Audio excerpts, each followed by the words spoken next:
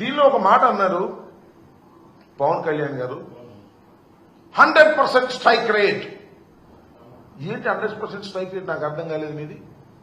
మీరు ఒక్కళ్ళే వచ్చారు 100% స్ట్రైక్ రేట్ కి. 21 సీట్లు పోటీ చేశారు, 21 సీట్లు మీరు గెలిచారు. అందువల్ల మీరు 100% స్ట్రైక్ రేట్ అని అనుకుంటే ఎలాగా అంటున్నా? అది బలం కాదు నాయన. 2 పార్టీల యొక్క మద్దతు నీకు వాపుగా కనపడి నీకు 21 వచ్చినాయి. అది రాష్ట్ర ప్రజల దురదృష్టం వల్ల వచ్చిందని నేను మనం చేస్తున్నా. 21 సీట్లు గెలుచుకొని ఇది నాకు స్ట్రైక్ రేట్, అద్భుతం, అమోఘం అనేటువంటి మాట మాట్లాడుతున్నారు. శభాష్ అయ్యా. నేను మాట చెప్తాను. ఏమండి పవన్ కళ్యాణ్ గారు, కొన్నిదల పవన్ కళ్యాణ్ గారు, మీ డయాస్ మీద 21 మంది శాసనసభ్యులు ఉన్నారు, 2 పార్లమెంట్ సభ్యులు ఉన్నారు. అసలు మీ వాళ్ళు ఎవరు చెప్పండి నాకు. మీ పార్టీలో వచ్చిన వాడు ఎవరు? చంద్రబాబు నాయుడు గారి దగ్గర టికెట్ లేకపోతే పంపిస్తే వాళ్ళకి టికెట్ ఇచ్చావు. మేము రిజెక్ట్ చేసిన బ్యాచ్ కొంతమంది టికెట్ ఇచ్చావు. నీ సొంత మనుషులు, నీ పార్టీ మనుషులు ఎవరున్నారు? ఎవరు లేరు.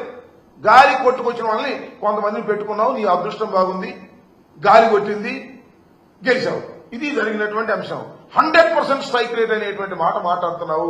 అసలు నీకున్నటువంటి 22 శాసనసభ్యుల్లోనూ, 21 శాసనసభ్యుల్లోనూ, 2 పార్లమెంటు సభ్యుల్లోనూ 100% నీ వాళ్ళు కాదయ్యా, చంద్రబాబు నాయుడు గారి మనుషులు లేదా మేము రిజెక్ట్ చేసినటువంటి మనుషులు అనే విషయాన్ని దయచేసి గుర్తు పెట్టుకోమని ఈ సందర్భంగా నేను చెప్తున్నాను.